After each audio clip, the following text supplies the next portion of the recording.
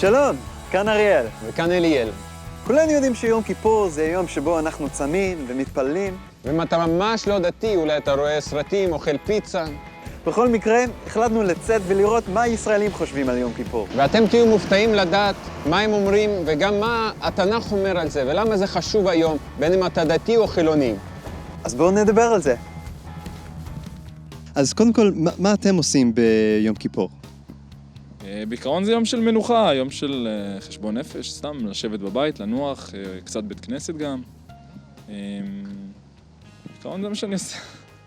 כן, בדרך כלל זה אחלה זמן להיפגש עם חברים, לפעמים לדיאטה, סתם. לא, אבל...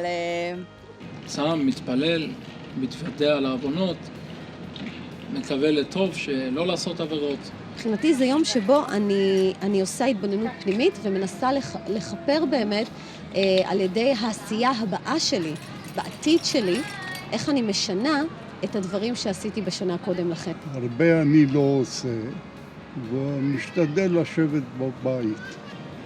הולך לבית הכנסת, צם, וקצת מתפלל. זה בעיקר מסורת.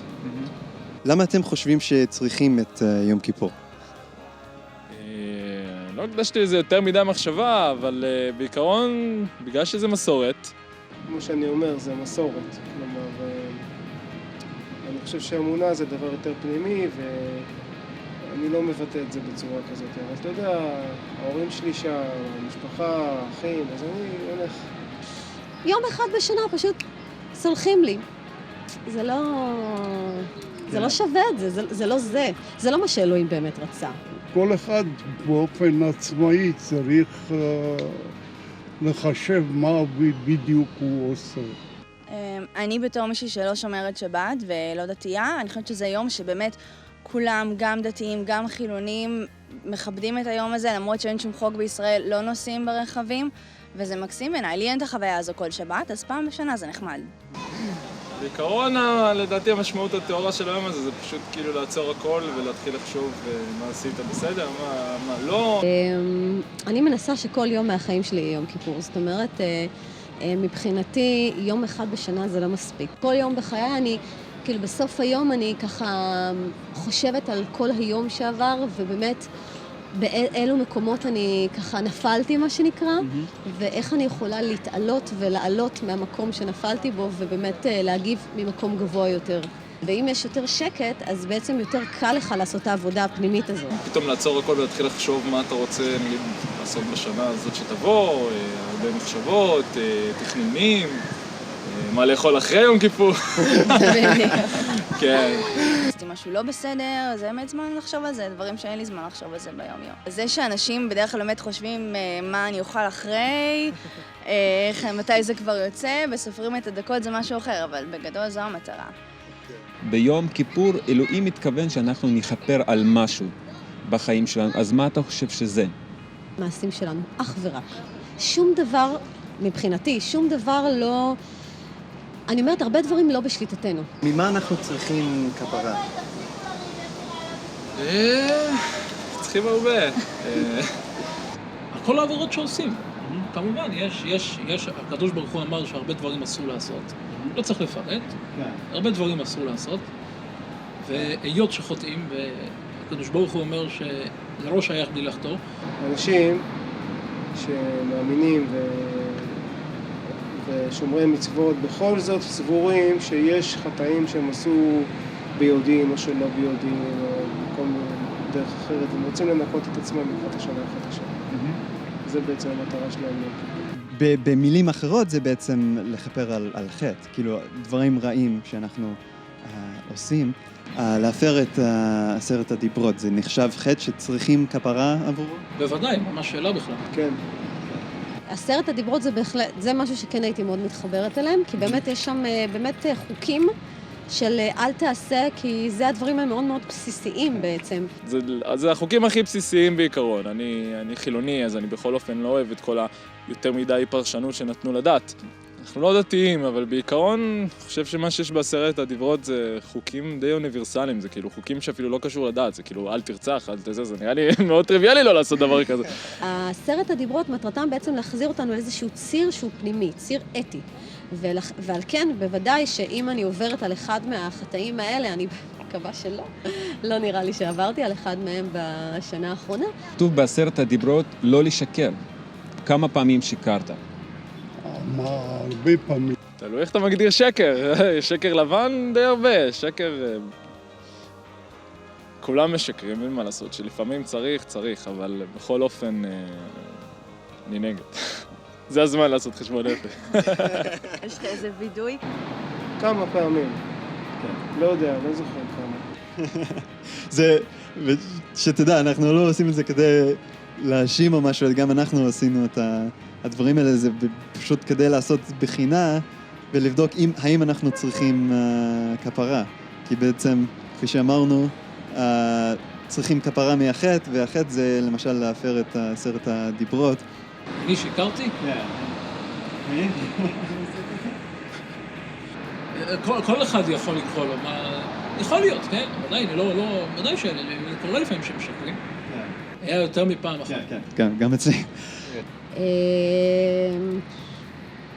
בוא נגיד את זה ככה, בשנים האחרונות אני לא משקרת ולא שיקרתי, כי שקר בעיניי זה משהו שהוא נוגד את האמת, ואני מנסה לפעול על פי האמת. אבל היו פעמים שלא פעלת לפי האמת. אני משערת שכן. אני בן אדם. אני משערת שכן. יש הבדל בין איזה שקר כבד לאמת כזה דברים יומיים, שזה לא יושב עליי, אני לא מרגישה שזה חטא גדול, אם זה משהו שלא מזיק לאף אחד. כולם משקרים בסופו של דבר. אפילו אם אנחנו נגד, חוקים קשה תמיד לשמור עליהם. אנחנו נראה לי האופי שלנו זה לעבור עליהם ואז להצטער על זה אחר כך. האם אי פעם גנבת משהו? שאלה טריקית. האם אי פעם גנבת משהו? ודאי שלי צריך להיזהר בזה, לא להיכשל בזה. כן. אבל אם זה קרה לך פעם אחת? יכול לקרות. אבל תראה, נצטרך לתת דין חשבון לפני הקדוש ברוך הוא, נכון? אז האם זה קרה, הוא לא יגיד, זה יכול להיות שזה קרה, הוא ידע, נכון? אם זה קרה או לא. אז אם זה קרה או לא? בוודאי שהוא יודע. הוא יודע אם זה קרה. אוקיי, אז בינך לבינו, בעצם, שניכם יודעים. לא חושב. גם לא משהו קטן, או משהו, למשל, להוריד משהו מהאינטרנט, מוזיקה, סרטונים, משהו כזה. כן, דברים קטנים אולי כן. אולי, האם הורדתם אולי סרטים, או מוזיקה, או דברים אז כאלה? זה, מה פתאום, אנחנו רק קונים דיסקים. אני חושב שאם להוריד סרט או מוזיקה בעולם שלנו באופן כללי באמת היה עבירה כמו חס וחלילה לרצוח, אז היה לנו עולם שלם של פושעים. כולנו בגיהנום. תראה, אתה צודק שבעצם המון אנשים עושים את זה, אבל בעצם זה עדיין גניבה, כי זה לקחת משהו שלא שייך לך. האם אי פעם חמדת, כלומר, כתוב לא תחמוד, זאת אומרת, כן, זאת אומרת, גם הרכוש של אחרים, גם אפילו הבעל או אישה של מישהו אחר, אפילו הכישרונות של אנשים אחרים. חד משמעית כן. זה משהו שזה קורה לנו במחשבה שלנו, בלי שאפילו הרבה פעמים נשלוט על זה. וזה משהו שאני גם עובדת עליו הרבה שנים. היום אני הרבה פחות ממה שהייתי, אבל בהחלט. כן. זה קורה. אין ספק, זה חלק מקינה נראה לי. כל בני אדם יש להם איזה משהו כזה שאומר להם לפעמים להסתכל על הדשא של השכן. אבל אני חושב שזה, לצעירים זה יותר. באיזשהו שלב כנראה שנהיים יותר מבוגרים, אז מתחילים להיות יותר מסופקים במה שיש, ואז מתחילים לעשות יותר חשבונות נפש, כזה מה... לא הייתי בסדר שהייתי ככה, לא הייתי זה, זה תמיד בא בדיעבד. כנראה שברגע האמת זה כזה, לא חושב, אולי היצר של הבן אדם פשוט חזק מדי, אבל... אז כתוב גם בתנ"ך שזה לא רק המעשים שלנו שהם יכולים להיות חטא, אלא גם המחשבות שלנו. למשל, גאווה, אנוכיות, מרירות, שנאה, כל מיני דברים כאלה. אז אם היינו מקרינים את המחשבות שלכם על מסך, ואז מראים את זה לכל החברים שלכם, או כל מי שאתם מכירים, אתם חושבים שיהיו רק מחשבות טובות שם, או גם מחשבות רעות? אני חושבת שברור שלכולנו יש מחשבות טובות ורעות, אני רוצה לקוות שיש לי יותר טובות. אם היו מקרינים את המחשבות שלי על מסך, היית רואה איזו מחשבה רעה, ואז פתאום אחרי איזה חצי שנייה איזה קו כזה שמוחק אותה, ואז איזו מחשבה טובה, אז זה בעיקרון מה שאני חושב. יש גם מחשבות שיש חטא, מה, לחשוב שלילי, שאני שונא מישהו? צריך להיזהר באמת, לא לשנוא אנשים. גם וגם. חיים לא קלים, יש לפעמים סכסוכים, עימותים, ויכוחים, יש מחשבות טובות, יש מחשבות לא טובות. היינו מוצאים גם מחשבות רעות שם, או רק... בוודאי שכן.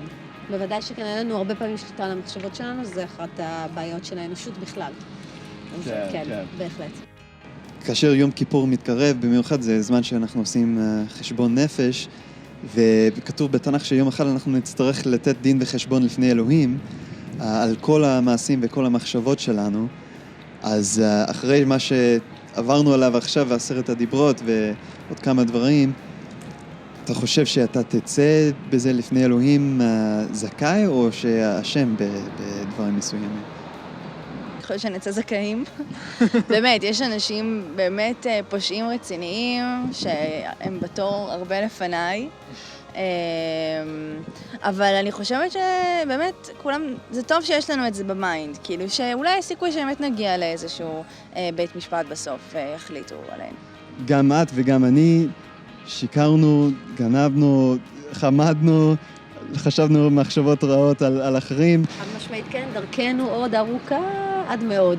אז בעצם היית אומרת שאולי את כן צריכה כפרה על הדברים האלה? חד משמעית, בטח. האם אתה תצא זכאי או השם בדברים? מה זה יקרה? על עבירות שבין אדם לחברו, הקדוש ברוך הוא לא מוכר עד שהחבר יסלח. אבל על עבירות שבין אדם למקום, אם בן אדם ביום כיפור מאמין בזה שהקדוש ברוך הוא סולח, אז ודאי שהקדוש ברוך הוא סולח. אם אתה היית שופט בעצם, ומישהו בא ובוא נגיד שהם שתו ונהגו ופגעו בכמה אנשים, כאילו עבירה ברורה, אתם רואים את ההוכחות, יודעים שהוא באמת עשה את זה, ואז הוא אומר, אבל תראה, אני עושה גם הרבה דברים טובים, אני עוזר לנזקקים, אני עושה כך וכך ומוציא רשימה, האם הייתם אומרים, אוקיי, זה בעצם מוחק את מה שעשית, או שהייתם אומרים, תראה, אתה חייב עדיין לשלם על מה שעשית?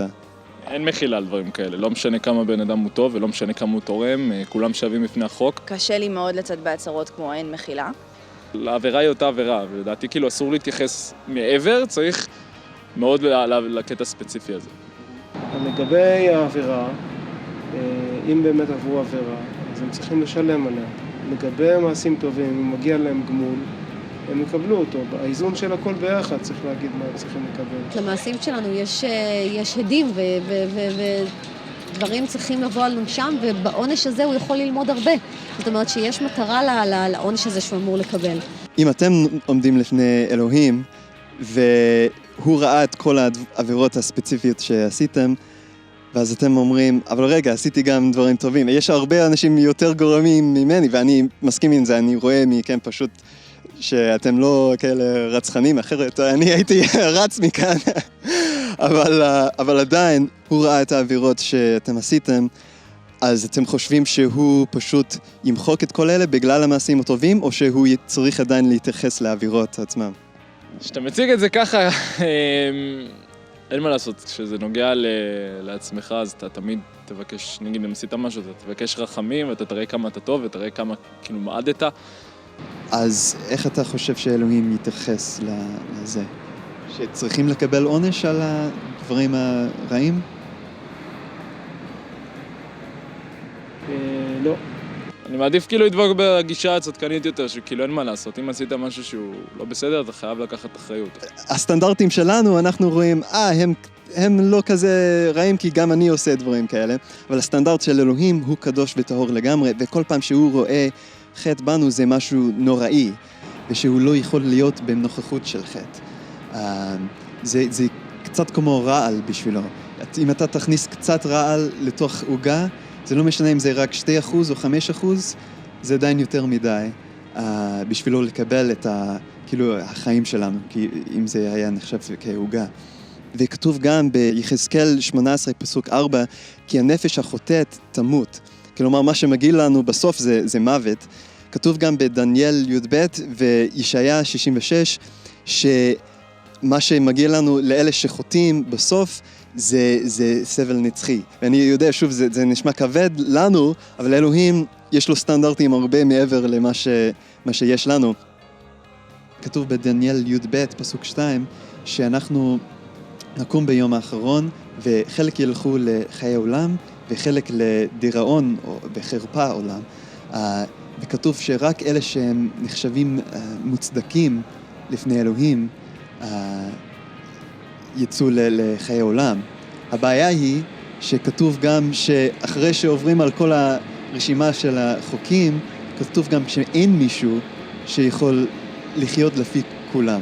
בדיוק מה שאני אומר, כל אדם יש לו את החסרונות שלו,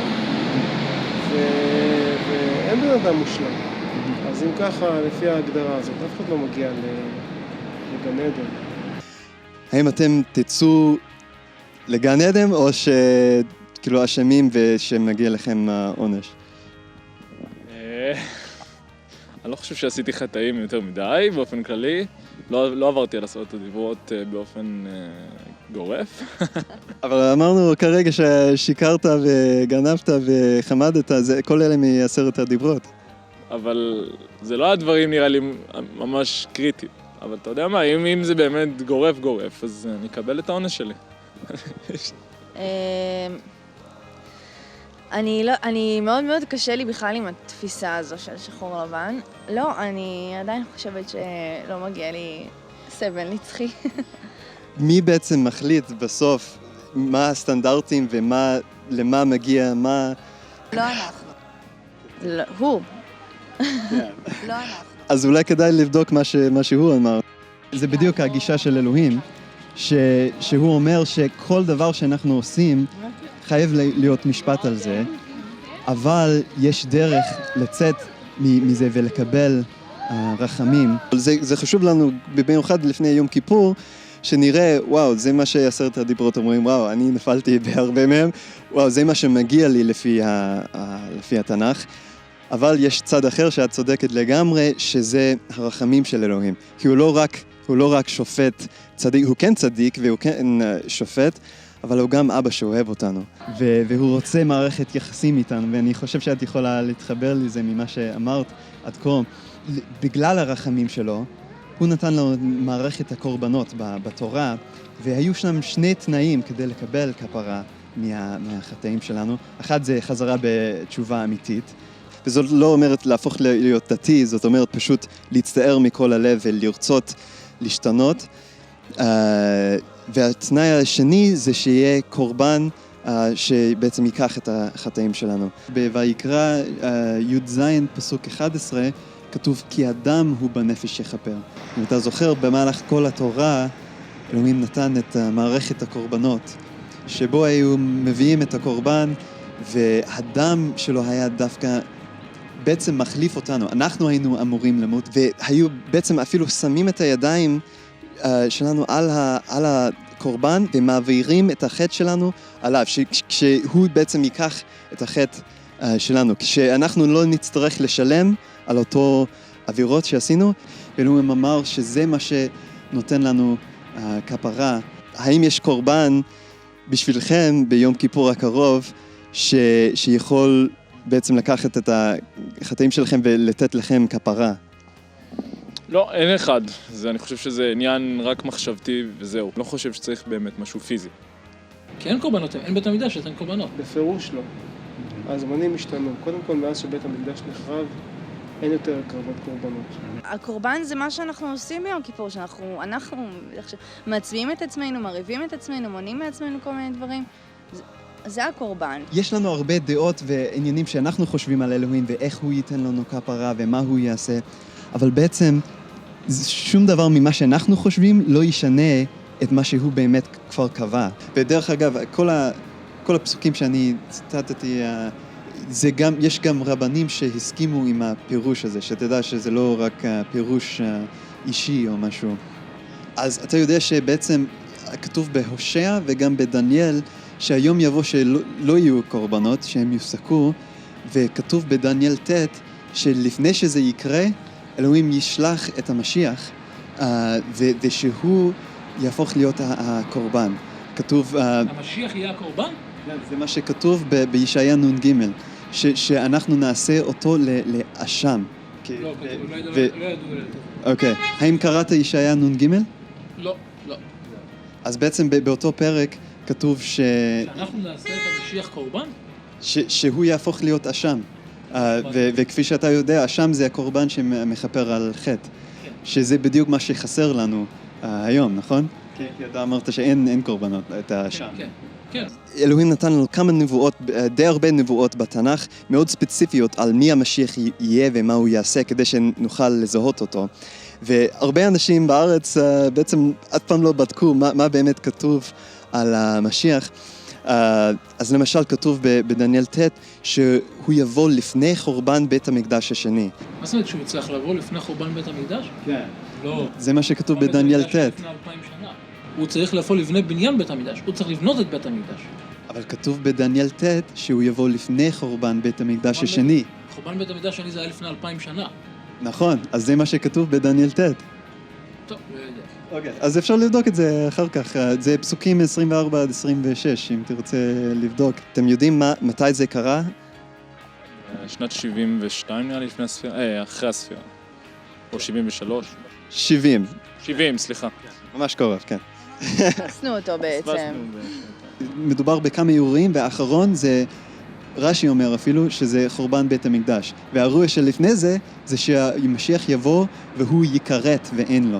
זה הציטוט. כלומר, הוא יבוא אבל הוא ימות. וכתוב בישעיה שהמוות שלו יהיה קורבן של אשם. כתוב שהוא ייוולד בבית לחם, שהוא, כן, במיכה ה'.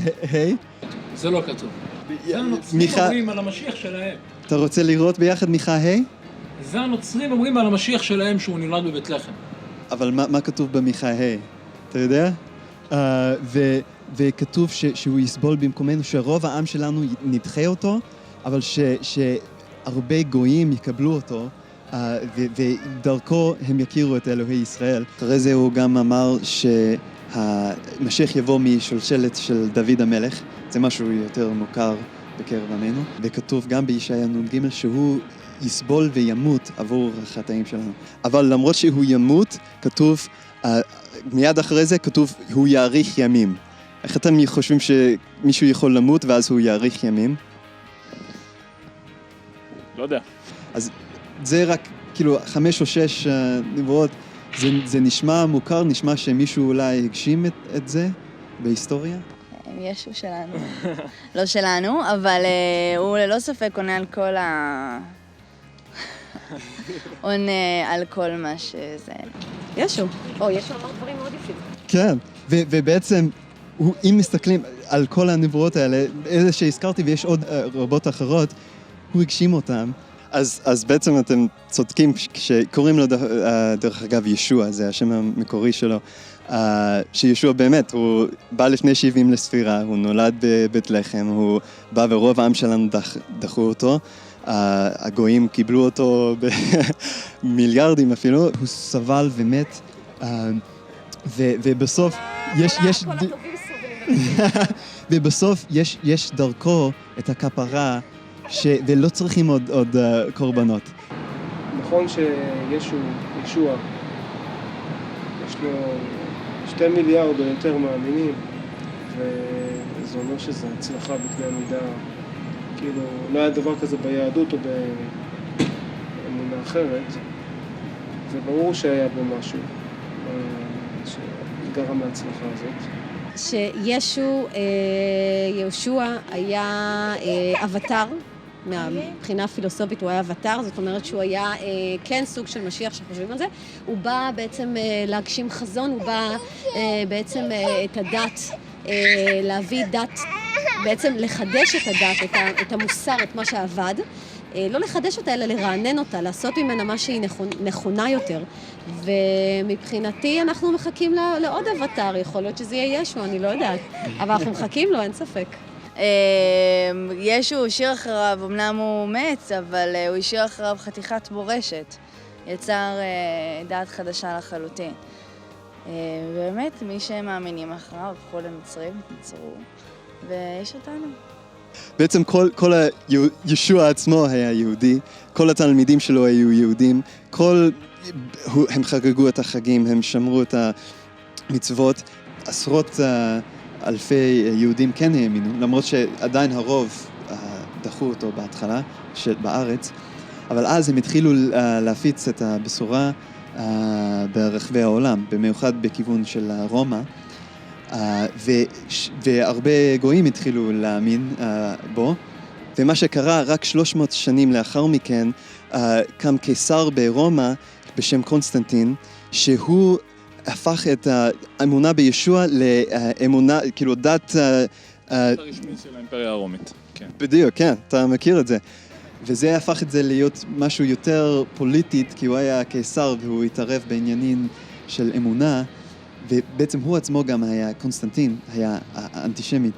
הוא החליט, אני רוצה להפריד כל דבר שקשור ליהודים, ונעשה דת שהוא על בסיס מה שישוע לימד, אבל בלי שום קשר לשבת. הוא כתב במפורש, אנחנו לא נחגוג את זה ביום שבת, אלא ביום ראשון.